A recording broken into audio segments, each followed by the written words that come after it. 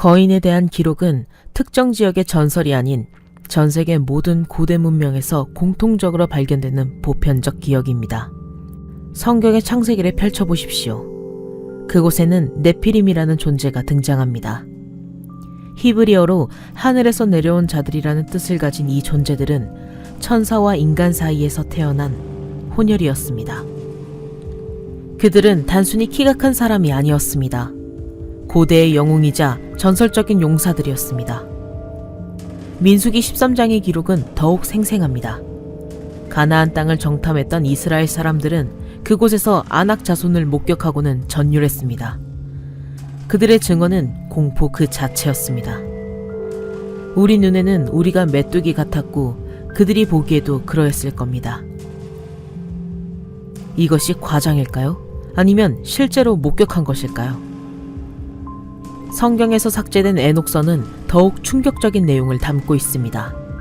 200명의 타락천사, 일명 파수꾼들이 지상으로 내려와 인간 여성과 결합했고 그 결과 태어난 것이 바로 거인들이었습니다. 에녹서는 그들의 키를 300엘, 즉 약 135m라고 기록합니다. 물론 이것은 상징적 과장으로 해석되지만 중요한 것은 당시 사람들이 이 존재들을 얼마나 압도적으로 거대하게 인식했는지를 보여준다는 점입니다. 더욱 놀라운 것은 이 파수꾼들이 인류에게 금속 가공, 화장술, 점성술, 그리고 전쟁의 기술을 가르쳤다는 기록입니다. 문명의 시작이 거인과 연결되어 있다는 것입니다. 메소포타미아로 눈을 돌려봅시다. 인류 최초의 서사시로 알려진 길가메시 서사시의 주인공 길가메시는 3분의 2가 신이고 3분의 1이 인간인 반인 반신입니다. 우르크의 왕이었던 그는 보통 사람과 차원이 다른 존재로 묘사됩니다. 고대 수메르의 부조를 보면 길가메시는 사자를 한 팔로 가볍게 들어올립니다. 마치 어린아이가 고양이를 안듯이 말입니다. 이것은 예술적 과장일까요? 아니면 실제로 그만한 힘을 가진 존재가 있었다는 증거일까요? 그리스 신화에는 기간테스라는 거인족이 등장합니다. 대지의 여신 가이아가 올림포스 신에게 대항하기 위해 낳은 이들은 산을 들어올려 무기로 사용했다고 전해집니다. 북유럽 신화에서는 원시 거인 이미르의 몸에서 세상이 창조되었다고 합니다. 그의 살은 돼지가 되고 뼈는 산맥이 되고 피는 바다가 되었습니다. 동서양을 막론하고 거인은 단순한 괴물이 아니라 세상의 기원과 연결된 존재로 기록되어 있습니다. 신화는 과거의 이야기입니다. 하지만 19세기와 20세기 초반 미국에서 발견된 것들은 현재의 기록입니다. 당시 미국의 주요 신문들은 거인의 유골 발견 소식을 수십 차례 보도했습니다. 이것은 타블로이드 기사가 아닙니다. 뉴욕타임즈 같은 권위 있는 언론의 공식 보도였습니다. 1885년 4월 5일자 뉴욕타임즈 기사를 보십시오. 노스캐롤라이나주 가스턴에서 발견된 고분을 발굴하던 중 8피트, 즉 약 2.4m에 달하는 인간의 유골이 출토되었습니다. 1987년 12월 20일에는 위스콘신주에서 9피트, 약 2.7m 크기의 완벽한 골격이 발견되었다는 보도가 나왔습니다. 하지만 가장 충격적인 것은 1912년 5월 4일의 기사입니다. 위스콘신주 델라반 호수 근처에서 무려 18구의 거대 유골이 한꺼번에 발굴되었습니다. 턱뼈는 일반인의 2배 크기였고 두개골의 형태는 현대 인류와 명백히 달랐습니다. 기사는 이들의 머리 모양이 매우 기이했다고 표현했습니다. 미국 중서부 지역, 특히 오하이오, 인디애나, 일리노이, 위스콘신에는 수천 개의 고대 고분이 흩어져 있습니다. 마운드 빌더스, 즉 고분 건설자들이라 불리는 이들은 에데나 문화와 호프엘 문화로 분류됩니다. 초기 발굴자들의 기록에 따르면 이 고분들에서는 7피트에서 10피트 사이에 유골들이 발견되었습니다. 그들은 정교하게 가공된 구리갑옷을 착용하고 있었고 정밀하게 세공된 보석들을 몸에 지니고 있었습니다. 이것은 야만적인 거인이 아니라 고도로 발달한 문명을 가진 존재들이었음을 시사합니다.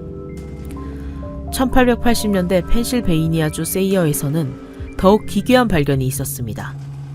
키가 2.1m가 넘는 유골들이었는데 놀랍게도 이들의 두개골에는 눈썹 위쪽에 뿔처럼 튀어나온 돌기가 있었습니다. 이것은 의학적 기형이 아니었습니다. 여러 개체에서 동일한 특징이 발견되었기 때문입니다. 이 유골들은 수거되어 스미소니언 박물관으로 보내졌습니다. 그리고 그 이후로 공식 기록에서 완전히 사라졌습니다. 박물관 측은 이런 유골을 받은 적이 없다고 부인합니다. 어디로 간 것일까요? 발굴된 거인 유골들에는 현대 인류와 명확히 구분되는 해부학적 특징들이 있습니다. 이것은 단순한 개인차나 병리학적 변이로 설명될 수 없는 것들입니다. 첫째, 이중치아입니다. 발굴 보고서들은 반복적으로 상하악 모두 치아가 두 줄로 배열되어 있다고 기록합니다. 이것은 복열치아라고 불리는 현상인데 몇몇 개체에서 우연히 나타나는 치과 질환이 아닙니다. 거의 모든 거인 유골에서 공통적으로 발견되는 유전적 특성입니다. 현대 인류학은 이것을 설명하지 못합니다. 왜냐하면 호모사피엔스의 진화 과정 어디에도 이런 치아 구조는 등장하지 않기 때문입니다. 둘째, 육성과 육발입니다. 성경 사무엘하 21장 20절은 구체적으로 기록합니다. 가드 지역에 거인이 있었는데 그의 손가락과 발가락이 각각 6개씩 총 24개였다고 말입니다. 이것이 성경만의 기록일까요? 아닙니다. 전 세계의 고대 암각화와 부조에서 손가락이 6개인 형상들이 발견됩니다. 북미 원주민들의 구전 전설에도 6손가락을 가진 거인들에 대한 이야기가 전해집니다. 우연치고는 너무나 일치하는 묘사입니다. 셋째, 비정상적으로 긴 두개골입니다. 페루의 파라카스 지역에서 발견된 거대 유골들은 현대 과학에 도전장을 내밉니다. 이들의 두개골은 앞뒤로 극도로 길게 늘어난 형태인데 뇌 용량이 일반인보다 25% 이상 큽니다. 더욱 중요한 것은 후두공, 즉 척추와 두개골이 연결되는 구멍의 위치가 현대 인류와는 다르다는 점입니다. 일부 학자들은 이것을 인위적인 두개골 변형, 즉 어릴 때부터 머리를 묶어서 모양을 바꾼 것이라고 설명합니다. 하지만 인위적 변형으로는 뇌 용량을 늘릴 수 없고 후두공의 위치를 바꿀 수도 없습니다. 이것은 유전적 차이입니다. 19세기 말과 20세기 초, 미국 전역에서 수백 건의 거인 유골이 발견되었습니다. 신문들은 이를 대대적으로 보도했고 지역 박물관은 전시를 준비했습니다. 하지만 오늘날 이 유골들은 어디에도 없습니다. 단 한 점도 공식적으로 전시되거나 연구되지 않습니다. 무슨 일이 있었던 걸까요? 음모론자들은 스미소니언 박물관을 지목합니다. 세계 최대 규모의 박물관이자 연구기관인 스미소니언은 미국 정부의 공식 지원을 받는 기관입니다. 20세기 초, 스미소니언의 학자들은 두 가지 이론을 확립하려 했습니다. 첫째, 다윈의 진화론. 둘째, 베링 해협을 통한 아메리카 대륙 이주설. 이 두 이론은 인류의 기원과 이동을 설명하는 학계의 근간이 되었습니다. 그런데 거인의 존재는 이 체계 전체를 위협합니다. 만약 현대 인류와 명백히 다른 해부학적 특징을 가진 거인종이 존재했다면 진화론의 단선적 계보는 무너집니다. 만약 고도의 문명을 가진 거인들이 아메리카 대륙에 먼저 살았다면 원주민 이주설도 재검토되어야 합니다. 더 나아가 성경과 고대 신화가 단순한 상상이 아니라 역사적 사실에 기반했다는 것이 증명됩니다. 이것은 학문적으로, 종교적으로, 정치적으로 엄청난 파장을 일으킬 문제였습니다. 스미소니언 산하 민족학 국장이었던 존 웨슬리 파월은 명확한 지침을 내렸다고 전해집니다. 고대 아메리카에 현대 인디언과 다른 고등 문명이 있었다는 주장을 금지한다. 모든 고분과 유적은 현대 원주민이 조상이 만든 것으로 분류한다. 이 지침의 배경에는 정치적 의도가 있었습니다. 당시 미국 정부는 원주민 학살과 영토 강탈을 정당화해야 했습니다. 만약 원주민보다 먼저 살았던 고도 문명이 있었다면 원주민의 토지 소유권 주장은 더욱 약해집니다. 거인의 존재를 지우는 것은 학문적 목적이 아니라 정치적 필요였던 것입니다. 음모론에 따르면 스미소니언은 미 육군과 협력하여 전국에서 발견된 거인 유골을 조직적으로 수거했습니다. 일부는 기밀 자료로 분류되어 접근이 차단된 지하 창고에 보관되어 있고 나머지는 대서양 한가운데에서 바다에 투기되었습니다. 증거를 완전히 제거한 것입니다. 오늘날 스미소니언 측의 거인 유골에 대해 문의하면 그들은 단호하게 답합니다. 그런 유골은 받은 적도 보관한 적도 없다. 수백 건의 신문기사와 목격담이 있음에도 불구하고 말입니다. 하지만 모든 증거가 사라진 것은 아닙니다. 세계 곳곳에는 여전히 거인의 흔적이 남아 있습니다. 1964년 에콰도르에서 신부 카를로 보카는 놀라운 발견을 합니다. 그는 거대한 인간 유골의 파편들을 찾아냈습니다. 이 뼈 조각들을 재구성했을 때 그 생명체의 키는 무려 7m에 달했습니다. 현대 인류의 평균 신장이 1.7m 정도임을 감안하면 이것은 4배가 넘는 크기입니다. 이 유골의 일부는 현재 오스트리아의 유물연구가 클라우스 도나가 보관하고 있으며 그는 이것을 대중에게 공개했습니다. 하지만 주류학계는 이를 철저히 무시합니다. 네바다주 러블락 동굴의 이야기는 더욱 흥미롭습니다. 1911년 구한호 채굴업자들이 이 동굴에서 작업하던 중 이상한 미라들을 발견합니다. 키가 2.5m에서 3m에 달하고 놀랍게도 붉은 머리카락을 가진 미라들이었습니다. 이 지역 파이우트족 인디언들의 전설에는 시테카라는 식인 거인족에 대한 이야기가 전해집니다. 그들은 붉은 머리를 가졌고 파이우트 조상들과 전쟁을 벌였으며 결국 이 동굴로 쫓겨 들어가 불태워졌다고 합니다. 전설이 현실이 된 것일까요? 당시 발견된 거대한 집신샘들은 지역 박물관에 전시되기도 했지만 정작 미라 본체는 대중의 눈에서 사라졌습니다. 사해 문서 중에는 거인의 책이라는 문헌이 있습니다. 이 책은 네피림들의 이름을 하나하나 기록하고 그들이 꾼 불길한 꿈들을 상세히 묘사합니다. 대홍수 이전 거인들은 자신들이 멸망할 것이라는 예언적 꿈을 꾸었고 그들의 타락과 폭력이 세상을 멸망으로 이끌었다고 기록되어 있습니다. 주류 종교계는 이것을 외경, 즉 정경에 포함되지 않는 텍스트로 치부합니다. 하지만 음모론자들에게 이것은 거인 시대의 생생한 역사 기록입니다. 이탈리아 사르디니아 섬에는 거인의 무덤이라 불리는 거대한 석조 구조물이 수천 개 산재해 있습니다. 현지 주민들은 대대로 이곳에서 거대한 인간의 뼈가 발견되었다고 증언합니다. 하지만 공식적인 고고학 조사가 실시될 때마다 결론은 똑같습니다. 자연적 지형 혹은 일반적 묘지. 왜 그럴까요? 진실을 밝히고 싶지 않기 때문일까요? 아니면 진실을 밝힐 수 없기 때문일까요? 거인의 존재를 인정하는 순간 현대 문명의 기초가 흔들립니다. 첫째, 진화론의 붕괴입니다. 현재 과학이 세운 인류의 족보는 명확합니다. 유인원에서 오스트랄로피테쿠스, 호모 에렉투스, 호모 사피엔스로 이어지는 단선적 진화. 하지만 거인종이 실제했다면 이 족보는 불완전합니다. 현대 인류와 다른 해부학적 특징을 가진 또 다른 인류, 혹은 인류 이전에 지배종이 존재했다는 뜻이 되기 때문입니다. 둘째, 고대 문헌의 재해석입니다. 성경, 길가메시 서사시, 그리스 신화, 북유럽 신화, 이 모든 것이 단순한 상상의 산물이 아니라 실제 역사에 기반한 기록이라는 것이 증명됩니다.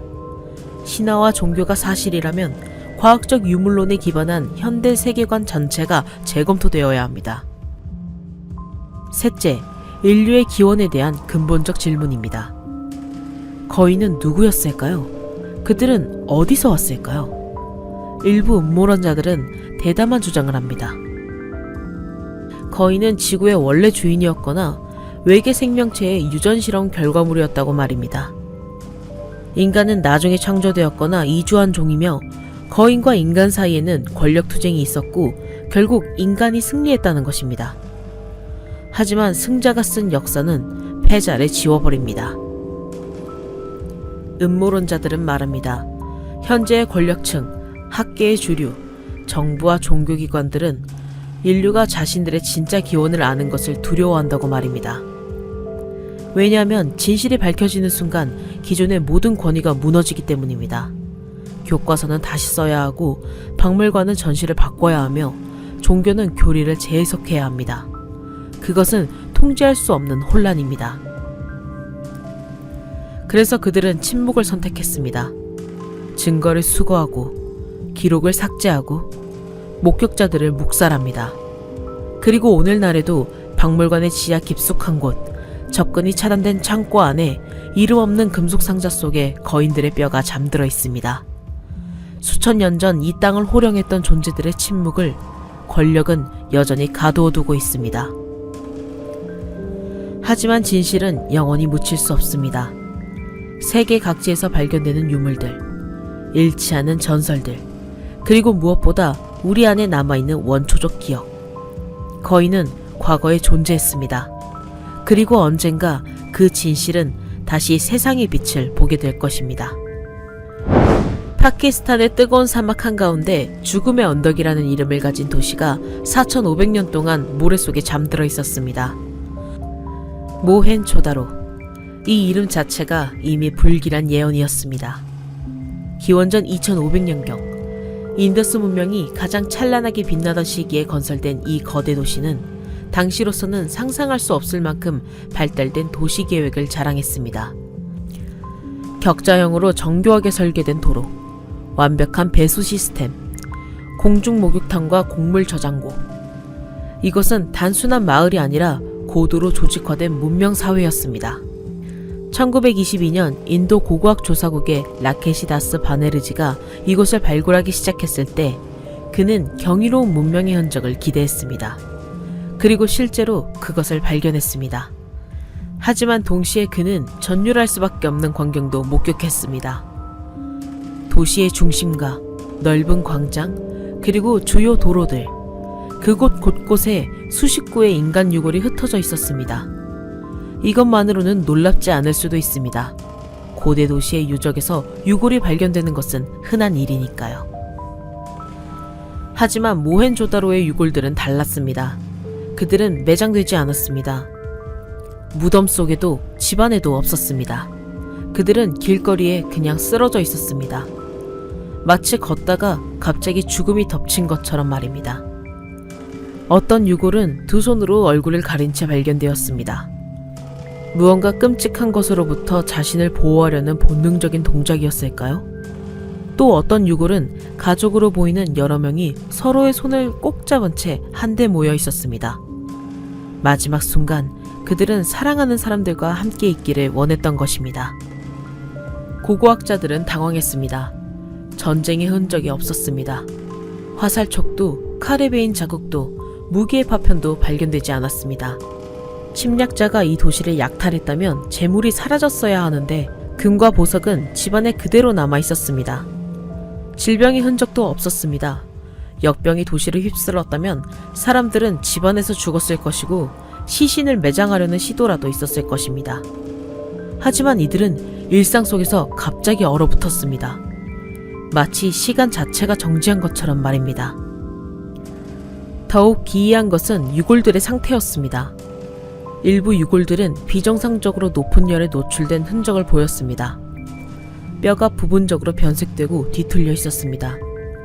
하지만 주변의 건물들은 완전히 타지 않았습니다. 어떻게 이런 일이 가능할까요? 무엇이 사람만을 태우고 건물은 남겨둘 수 있을까요? 1970년대와 1980년대 영국의 연구가 데이비드 데븐포트와 이탈리아의 저널리스트 에토레 빈센티는 모헨조다로의 미스테리를 본격적으로 파헤치기 시작했습니다. 그들은 고고학뿐만 아니라 핵물리학, 방사선학, 재료공학까지 동원하여 이 도시의 죽음을 분석했습니다. 그리고 그들이 발견한 것은 학계를 경악시키기에 충분했습니다. 유적지에서 발견된 여러 유골들을 가이거 계수기로 측정한 결과 일부 샘플에서는 자연 배경 방사선보다 50배 이상 높은 수치가 검출되었습니다. 처음에는 측정 오류라고 생각했습니다. 하지만 반복 측정 결과는 동일했습니다.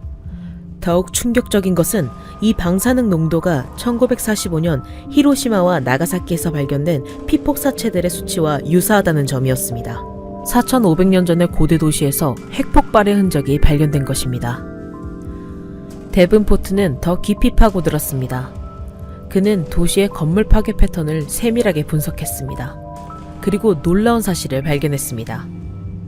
도시 중심부에 지름 약 50m에 달하는 원형 지역이 존재했는데 이곳이 폭발의 진원지, 즉 그라운드 제로라는 것입니다. 이 중심부에서는 모든 건물이 완전히 평평하게 무너져 있었습니다. 그리고 중심에서 멀어질수록 건물의 파괴 정도가 점차 줄어들었습니다.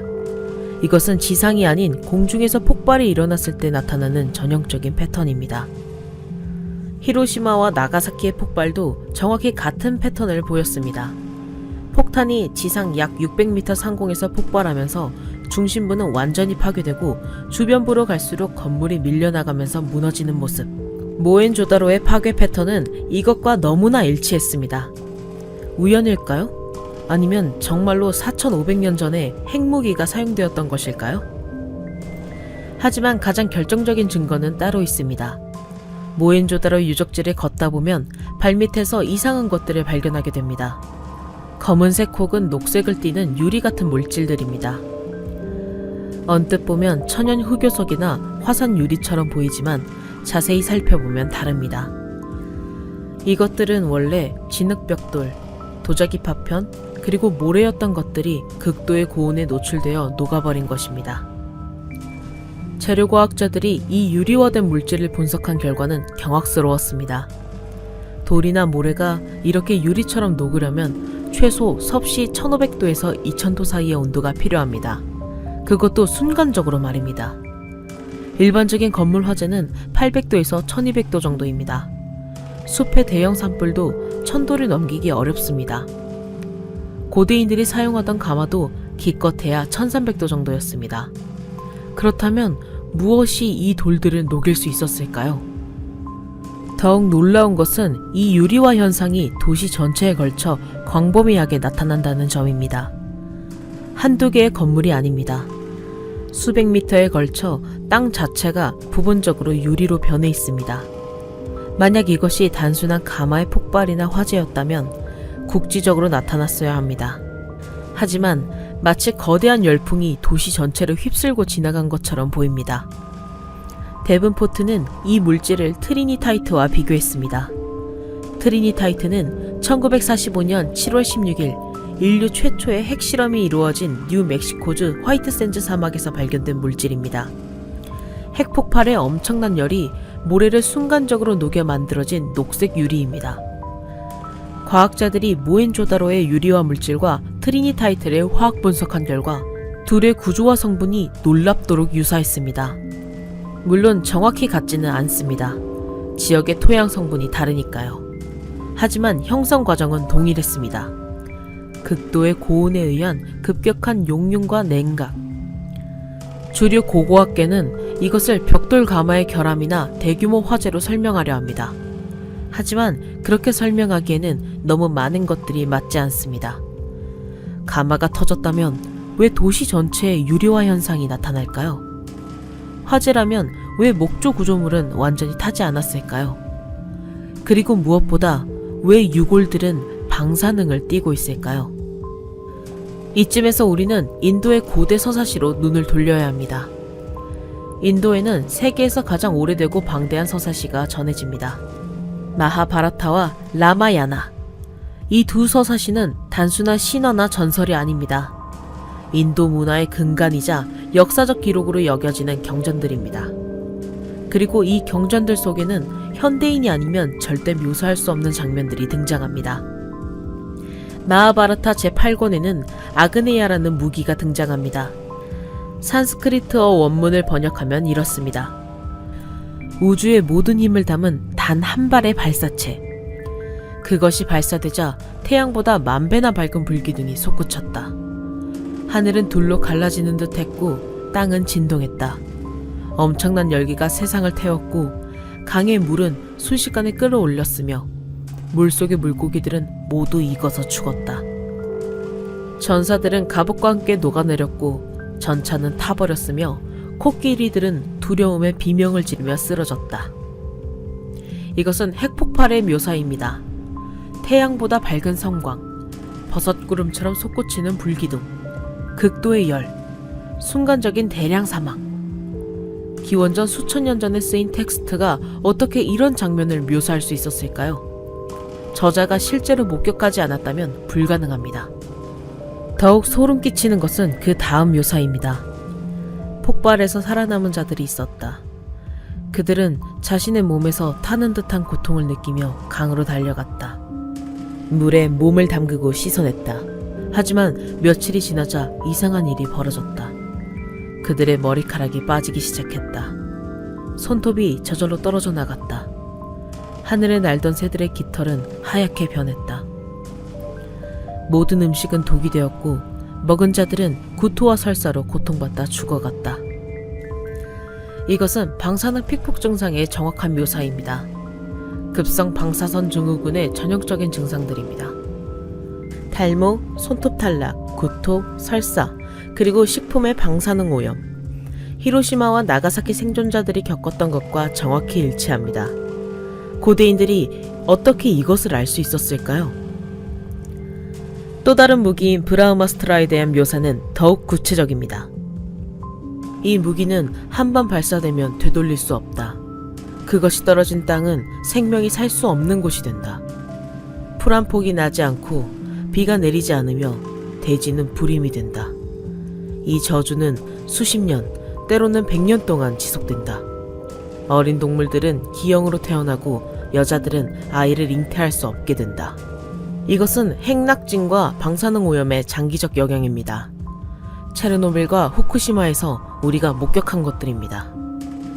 땅이 오염되고 식물이 자라지 못하며 동물들에게서 기형이 나타나는 현상. 수천 년 전의 고대인들이 이것을 상상으로만 썼다고 믿을 수 있을까요? 핵무기가 존재했다면 그것을 운반할 수단도 필요합니다. 고대 인도 문헌에는 비마나라고 불리는 신비로운 비행기가 등장합니다. 신들이 타고 다니는 하늘의 전차로 묘사되는 이것은 단순한 상상의 산물일까요? 20세기 초 인도에서 비마니카 샤스트라라는 고문서가 발견되었습니다. 이 문서는 놀랍게도 비마나의 제작법과 작동 원리를 상세히 기록하고 있습니다. 추진 시스템으로 수은 와료 엔진이 등장하는데 처음에는 황당한 소리로 치부되었습니다. 하지만 현대 물리학자들이 이것을 재검토하면서 충격적인 사실이 밝혀졌습니다. 수은 증기를 이용한 이온 추진 방식이 이론적으로 가능하다는 것입니다. 문서는 비마나가 수직 이착륙이 가능하고 엄청난 속도로 비행하며 심지어 투명해질 수 있다고 기록합니다. 이것을 현대적으로 해석하면 VTOL 기능, 초음속 비행, 그리고 스텔스 기술입니다. 수천 년 전의 사람들이 어떻게 이런 개념을 가질 수 있었을까요? 마하바라타에는 비마나를 타고 하늘에서 벌어지는 전투 장면이 생생하게 묘사됩니다. 두 비마나가 구름 사이를 날아다니며 서로를 공격했다. 빛나는 발사체들이 하늘을 가로지르며 날아갔고 명중한 비마나는 불꽃을 뿜으며 땅으로 떨어졌다. 이것은 공중전입니다. 미사일을 발사하는 전투기의 모습입니다. 음모론자들은 주장합니다. 고대 문명은 우리가 생각하는 것보다 훨씬 발전했으며 지배계급은 이 강력한 기술들을 독점했다고 말입니다. 그리고 국가 간의 전쟁 중에 이 무기들이 실제로 사용되었습니다. 모헨조다로는 그 희생양 중 하나였던 것입니다. 흥미롭게도 핵무기로 추정되는 유적은 모헨조다로만이 아닙니다. 요르단의 사해 인근에 있는 소돔과 고모라의 유적지에서도 유사한 유리화 현상이 발견되었습니다. 성경에서 하늘에서 내려온 불로 멸망했다고 기록된 바로 그 도시들입니다. 스코틀랜드의 고대 요새들에도 돌이 유리처럼 녹아버린 성벽들이 있습니다. 이 모든 것이 우연일까요? 1945년 7월 16일 뉴멕시코주 엘로모고도 사막. 인류 최초의 핵실험 트리니티가 성공했습니다. 맨해튼 프로젝트를 이끌었던 로버트 오펜하이머는 그 광경을 지켜보며 바가바드 기타의 구절을 떠올렸다고 합니다. 나는 이제 죽음이요 세상의 파괴자가 되었도다. 실험이 끝난 뒤 기자들이 그에게 물었습니다. 박사님, 이것이 지구상 최초의 핵폭발입니까? 오펜하이머는 잠시 침묵했습니다. 그리고 매우 신중하게 대답했습니다. 현대 시대에 있어서는 그렇습니다. In modern times. 왜 이런 표현을 썼을까요? 그냥 예라고 대답하면 될 일이었습니다. 오펜하이머는 평소 산스크리트어를 공부했고 인도의 고대 경전들을 열심히 읽었습니다. 특히 마하바라타와 바가바드 기타에 깊이 심취해 있었습니다. 그는 그 경전들 속의 무기 묘사가 단순한 신화가 아니라는 것을 알았습니다. 자신이 만든 원자폭탄이 고대에도 존재했다는 것을 인지하고 있었습니다. 그래서 그는 현대 시대에 있어서는 이라는 표현을 선택한 것입니다. 현대 이전에도 핵폭발이 있었다는 것을 암시하면서 말입니다. 실제로 오펜하이머는 말년에 여러 차례 고대 핵전쟁에 대해 언급했습니다. 공개적으로는 확증하지 않았지만 그는 분명히 가능성을 믿었습니다. 20세기 최고의 물리학자 중 한 명이 고대 핵전쟁설을 단순한 망상으로 치부하지 않는다는 것은 매우 의미심장합니다. 그렇다면 왜 주류 학계는 이 모든 증거를 무시할까요?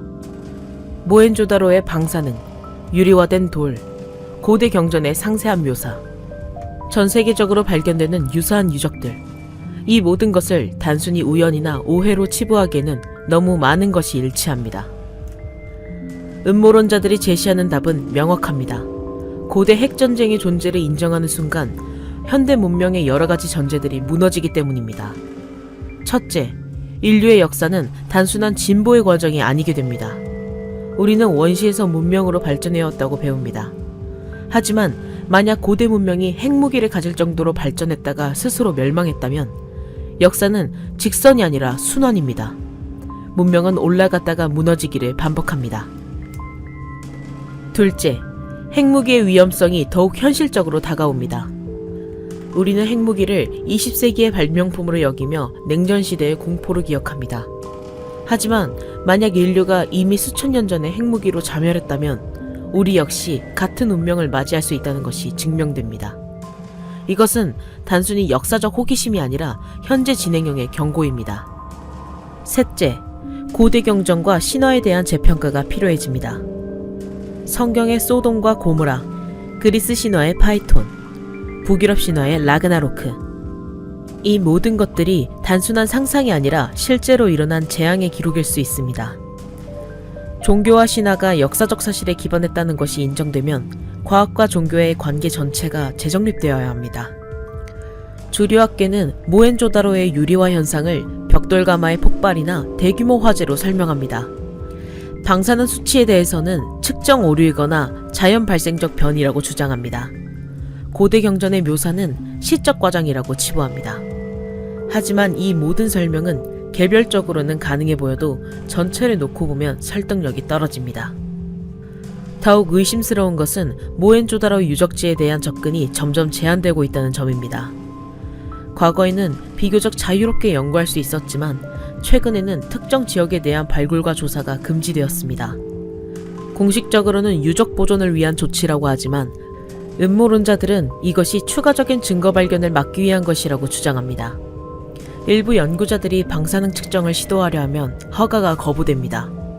유리화된 물질의 샘플을 외부로 반출하려는 시도도 차단됩니다. 왜일까요? 정말로 측정 오류라면 오히려 더 많은 연구를 허용해서 진실을 밝혀야 하지 않을까요? 하지만 현실은 정반대입니다. 침묵과 제한만이 강화되고 있습니다. 역사는 반복된다고 합니다. 고대 문명은 높은 기술 수준에 도달했고 강력한 무기를 개발했으며 결국 그 무기로 스스로를 파괴했습니다. 그리고 수천 년이 흐른 뒤 다시 문명이 일어났습니다. 우리 문명입니다. 우리도 핵무기를 개발했고 그것으로 2개의 도시를 파괴했으며 지금도 수만 개의 핵탄두가 발사를 기다리고 있습니다. 모헨조다로는 경고입니다. 4500년 전 그곳에서 무슨 일이 벌어졌든 그것은 인류가 도달할 수 있는 파괴의 끝을 보여줍니다. 길거리에 쓰러진 채 발견된 유골들, 유리로 변해버린 대지, 그리고 여전히 남아있는 방사능의 흔적. 이것은 과거의 이야기면서 동시에 미래의 예언일 수 있습니다. 진실이 무엇이든 한 가지는 분명합니다. 모헨조다로의 죽음은 평범하지 않았습니다. 그리고 그 죽음의 원인이 무엇이었는지는 여전히 완전히 밝혀지지 않았습니다. 혹은 밝혀졌지만 숨겨지고 있는지도 모릅니다. 죽음의 언덕은 여전히 사막 한가운데서 침묵하고 있습니다. 하지만 그 침묵 속에는 인류가 반드시 들어야 할 경고가 숨어 있습니다. 인류 문명은 천천히 진화했다고 우리는 배웁니다. 원시인들이 돌을 깨고 불을 발견하고 수천 년에 걸쳐 조금씩 발전해왔다고 말입니다. 하지만 메소포타미아의 평원을 보십시오. 기원전 4500년경 그곳에는 설명할 수 없는 일이 벌어졌습니다. 아무런 예고도 점진적 발전의 흔적도 없이 갑자기 고도의 문명이 솟아올랐습니다. 마치 누군가가 스위치를 켠 것처럼 말입니다. 슈메르. 이 이름은 인류 역사상 가장 거대한 미스터리를 품고 있습니다. 그들은 갑자기 나타나 완성된 문자 체계를 사용했습니다.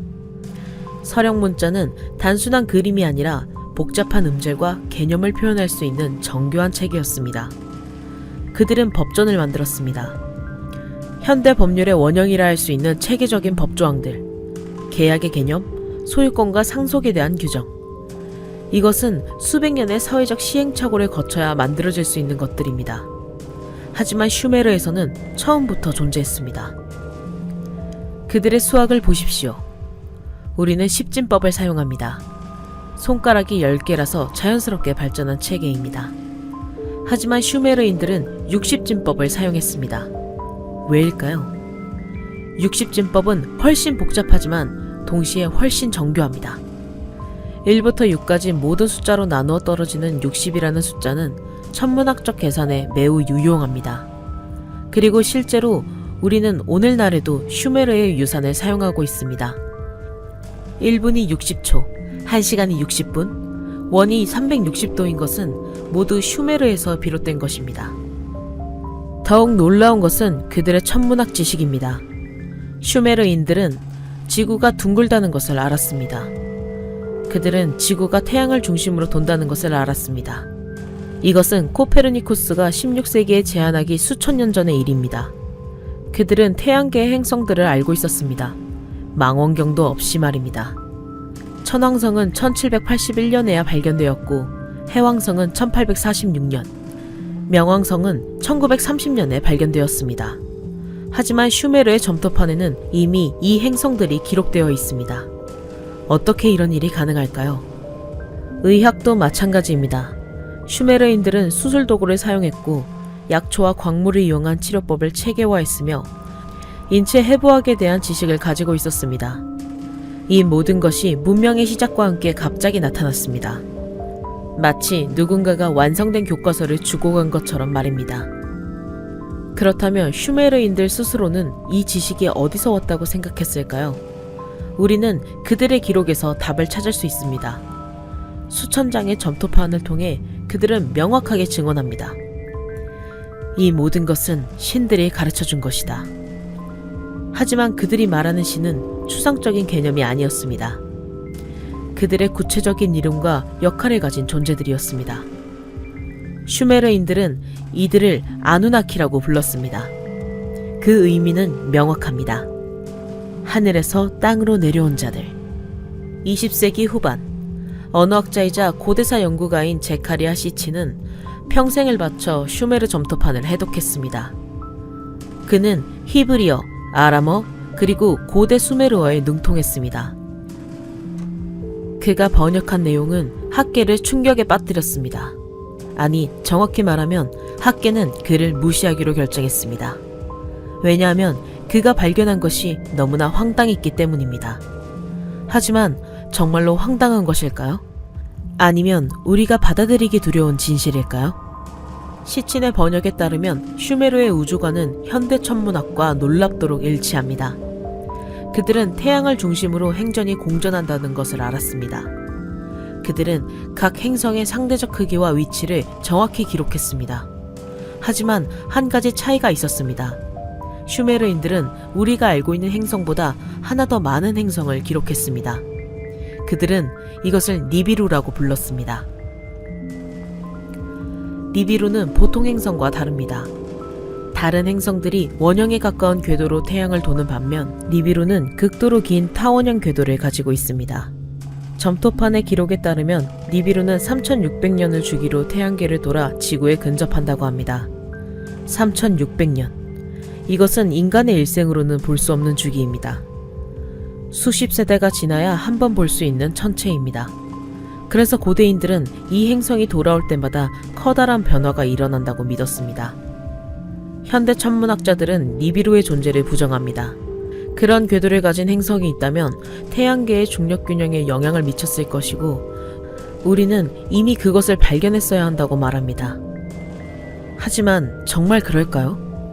2016년 칼텍의 천문학자들은 플래닛 9의 존재 가능성을 발표했습니다. 해왕성 너머 먼 궤도를 도는 거대한 행성이 있을 수 있다는 것입니다. 아직 발견되지 않았지만 그 중력 효과는 관측되고 있습니다. 이것이 니비루일까요? 시친의 번역은 더욱 충격적인 이야기를 전합니다. 약 45만 년 전 니비루 행성에 위기가 찾아왔다고 합니다. 그들의 대기권이 파괴되기 시작했습니다. 오존층이 얇아지고 유해한 우주 방사성이 행성 표면에 도달하기 시작했습니다. 그들의 과학자들은 해결책을 찾았습니다. 대기 상층부에 금 입자를 분산시키면 보호막을 형성할 수 있다는 것입니다. 실제로 금은 뛰어난 반사율과 내구성을 가진 물질입니다. 현재의 우주선과 우주복에도 금박이 사용됩니다. 방사선 차폐와 열반사를 위해서입니다. 문제는 필요한 금의 양이었습니다.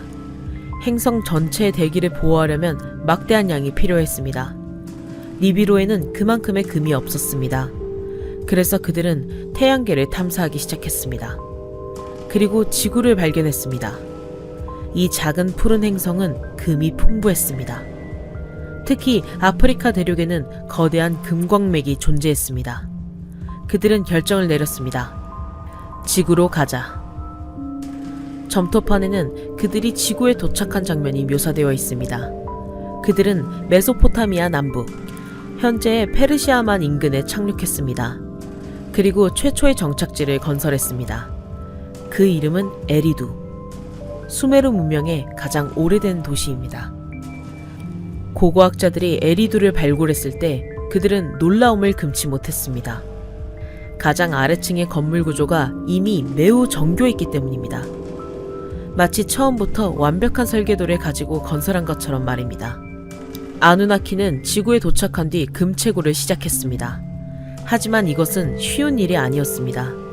지구의 환경은 그들에게 낯설었고 중력도 달랐으며 기후도 혹독했습니다. 무엇보다 금을 캐는 것은 힘들고 지루한 노동이었습니다. 처음에는 아누나키 자신들이 직접 채굴했습니다. 하지만 시간이 흐르면서 불만이 쌓여갔습니다. 점토파는 이기기라는 집단을 언급합니다. 그들은 아누나키 중에서도 하급 계층이었습니다. 노동자 계급 혹은 하급 군인들이라고 할 수 있습니다. 그들은 아프리카의 깊은 광산에서 수만 년 동안 일했습니다. 네, 수만 년입니다. 아누나키의 수명은 인간과 비교할 수 없이 길었습니다. 하지만 그렇다 해도 끝없는 노동을 견딜 수는 없었습니다. 어느 날 이기기들은 반란을 일으켰습니다. 그들은 도구를 내려놓고 파업을 선언했습니다. 그들은 아누나키의 지도자들에게 요구했습니다. 우리를 이 고역에서 해방시켜라. 지도부는 딜레마에 빠졌습니다. 금채굴을 멈출 수는 없었습니다. 니비루의 대기권은 여전히 무너지고 있었고 금은 반드시 필요했습니다. 하지만 이기기들을 강제로 일하게 할 수도 없었습니다. 반란이 확산될 위험이 있었습니다. 회의가 열렸고 한 명의 과학자가 해결책을 제안했습니다. 그의 이름은 엔키. 아누나키 중에서도 가장 뛰어난 유전학자였습니다. 엔키는 말했습니다. 지구에는 원시적인 영장류가 살고 있습니다. 그들은 두 발로 걷고 도구를 사용할 줄 압니다. 하지만 지능은 매우 낮습니다. 만약 우리가 이들의 유전자를 조작하여 지능을 높인다면 어떻겠습니까? 그들에게 간단한 노동을 가르치면 우리를 대신해 금을 캘 수 있을 것입니다. 이것은 대담한 제안이었습니다. 생명을 창조한다는 것, 새로운 종을 만든다는 것은 신의 영역이었습니다. 하지만 그들은 신이 아니었던가요? 적어도 인간의 눈에는 그렇게 보였습니다. 회의는 결정을 내렸습니다. 승인. 엔키는 실험실로 돌아갔습니다. 그는 지구의 원시 인류, 아마도 호모 에렉투스나 그 비슷한 종의 DNA를 채취했습니다. 그리고 그것에 아누나키 자신의 DNA를 결합시켰습니다. 점토파는 이 과정을 매우 구체적으로 묘사합니다. 엔키는 여러 번의 실패를 겪었습니다. 기형이 태어나고 생명력이 약한 개체들이 나왔습니다. 하지만 그는 포기하지 않았습니다. 그리고 마침내 성공했습니다. 최초의 개체가 탄생했습니다. 슈메르 점토파는 이를 아담무라고 부릅니다. 이 이름이 낯설지 않으신가요? 성경의 아담과 너무나 유사합니다. 우연일까요? 음모론자들은 말합니다. 성경의 창세기는 이 사건을 신화적으로 재해석한 것이라고.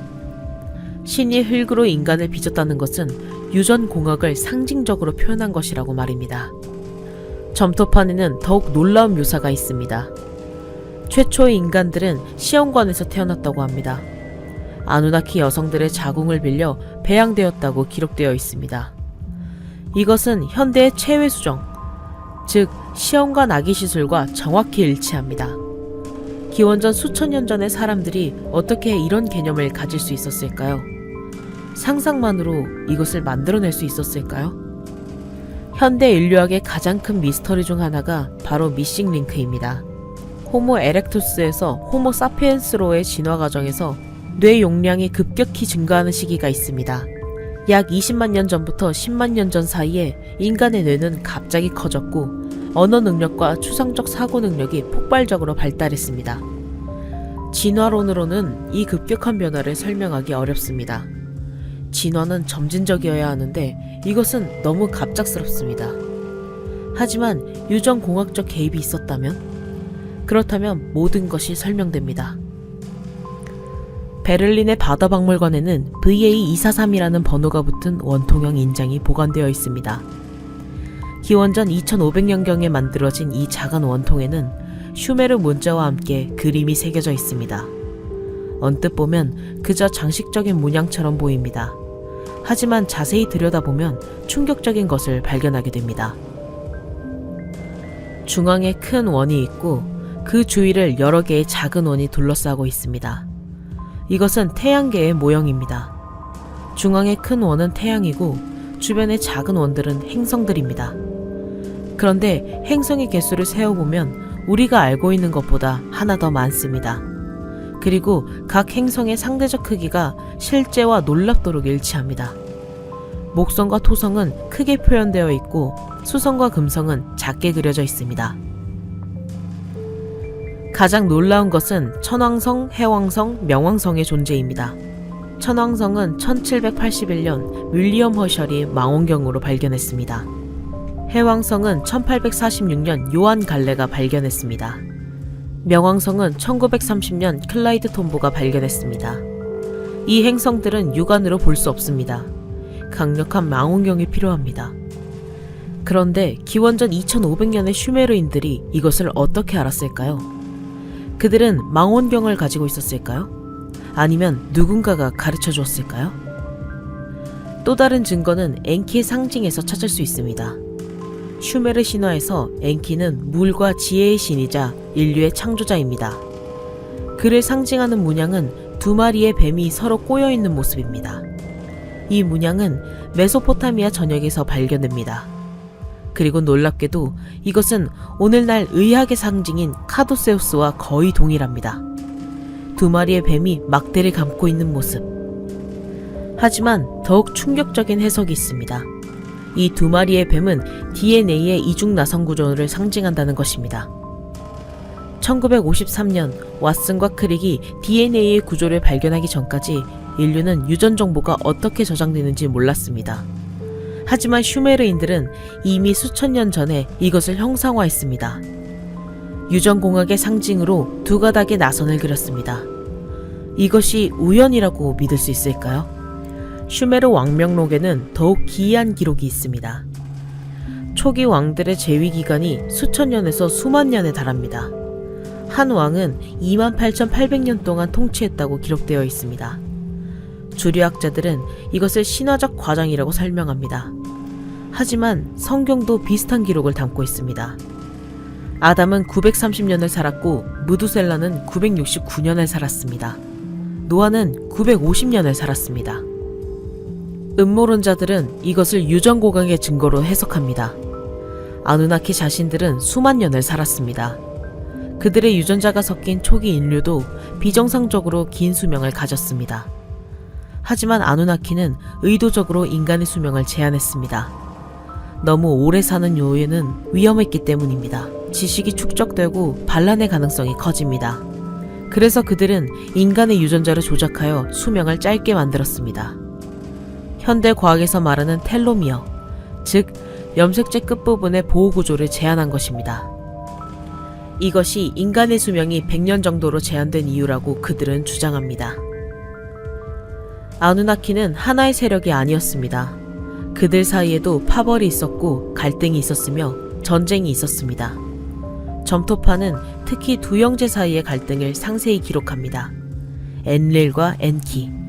둘 다 아누나키의 지도자 아누의 아들들이었지만 성격과 철학은 정반대였습니다. 엔릴은 지휘관이었습니다. 그는 질서와 권위를 중시했습니다. 인간은 도구에 불과하다고 생각했습니다. 노동을 위해 창조된 존재들이며 신들에게 절대적으로 복종해야 한다고 믿었습니다. 하지만 시간이 흐르면서 인간은 너무 많아졌습니다. 그들은 번성했고 도시를 건설했으며 문명을 이루었습니다. 엔릴은 이것을 못마땅하게 여겼습니다. 점토판에는 그의 불평이 기록되어 있습니다. 인간들이 너무 시끄럽다. 그들의 소음이 밤낮으로 나를 괴롭힌다. 나는 잠을 잘 수가 없다. 반면 엔키는 인간의 창조자였습니다. 그는 자신이 만든 피조물에게 애정을 가지고 있었습니다. 인간에게 지식을 가르쳤고 문명의 기술을 전수했습니다. 슈메르 신화에서 엔키는 인간의 수호자로 묘사됩니다. 하지만 이것이 엔릴의 분노를 샀습니다. 엔키는 인간들을 너무 총애한다. 그들에게 너무 많은 것을 가르쳐 주었다. 이대로 가면 인간들이 우리만큼 강해질 것이다. 그러던 중 천문학적 사건이 일어났습니다. 점토판에 따르면 대규모 홍수가 닥쳐올 것이라는 예측이 나왔습니다. 아마도 빙하기의 종말로 인한 급격한 해수면 상승이었을 것입니다. 혹은 소행성 충돌이나 지각 변동일 수도 있습니다. 원인이 무엇이든 홍수는 피할 수 없었습니다. 아누나키 지도부는 회의를 열었고 엔릴이 제안했습니다. 이것은 기회다. 홍수가 인간들을 쓸어버릴 것이다. 우리는 그들에게 경고하지 않을 것이다. 그들을 그냥 내버려두자. 인간 문제는 이것으로 해결된다. 회의는 이 제안을 받아들였습니다. 모든 아누나키는 인간에게 경고하지 않기로 맹세했습니다. 하지만 엔키는 이 결정을 받아들일 수 없었습니다. 그는 자신의 피조물을 구하고 싶었습니다. 하지만 맹세를 어길 수도 없었습니다. 그래서 그는 교묘한 방법을 사용했습니다. 엔키는 가장 현명한 인간을 선택했습니다. 슈메르 점토판에서는 그를 지우스드라라고 부릅니다. 아카드 전승에서는 우트나피슈팀, 성경에서는 노아입니다. 모두 같은 사람입니다. 엔키는 직접 그에게 말할 수 없었습니다.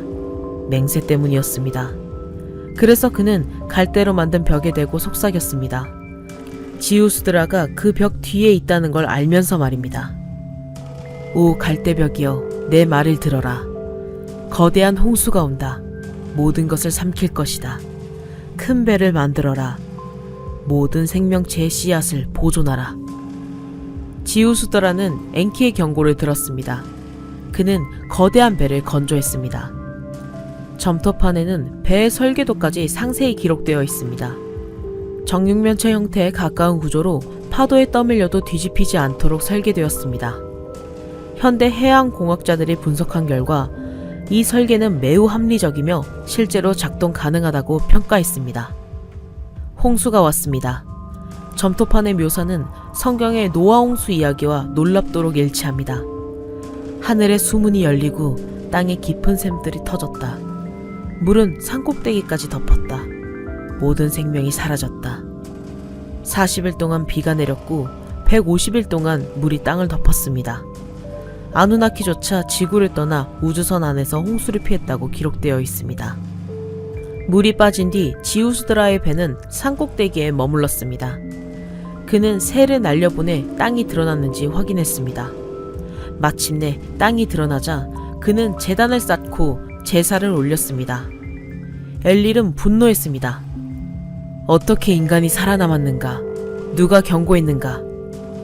하지만 다른 아누나키들이 그를 진정시켰습니다.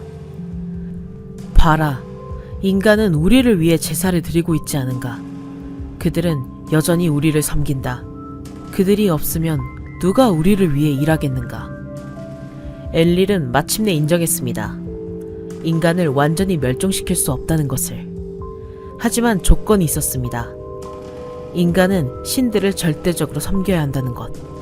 그리고 신들의 진정한 정체를 알아서는 안 된다는 것. 이때부터 아누나키는 배후로 물러났습니다. 그들은 더 이상 인간들 사이에서 직접 통치하지 않았습니다. 대신 왕과 사제를 내세웠습니다. 그리고 그들에게만 비밀 지식을 전수했습니다. 홍수 이후 아누나키의 흔적은 점점 희미해집니다. 그들은 여전히 존재했지만 더 이상 공개적으로 나타나지 않았습니다. 인간과의 직접적인 접촉을 피했습니다. 왜일까요? 어쩌면 그들의 목적이 달성되었기 때문일 수도 있습니다. 금은 충분히 채굴되었고 니비루의 대기권은 안정되었을 것입니다. 혹은 니비루가 태양계를 벗어나면서 그들도 함께 떠났을 수도 있습니다. 하지만 그들은 완전히 사라지지 않았습니다. 음모론자들은 주장합니다. 아누나키의 일부는 여전히 지구에 남아있다고. 그들은 인간 사회의 그림자 속에 숨어서 세계를 조종하고 있다고 말합니다. 역사 속의 비밀 결사들, 일루미나티, 프리메이슨, 장미 십자회, 이들은 모두 아누나키로부터 전해진 비밀 지식을 보존하는 조직이라는 것입니다. 실제로 이 조직들의 상징을 보면 흥미로운 공통점이 있습니다. 피라미드와 전시안, 두 마리의 뱀, 그리고 별, 모두 슈메르 신화와 연결됩니다. 피라미드는 하늘과 땅을 연결하는 사다리입니다. 전시안은 아누나키의 감시를 상징합니다. 뱀은 엔키의 상징이고 별은 니비루를 가리킵니다. 이것이 우연일까요? 아니면 이 조직들이 정말로 고대의 비밀을 물려받았을까요?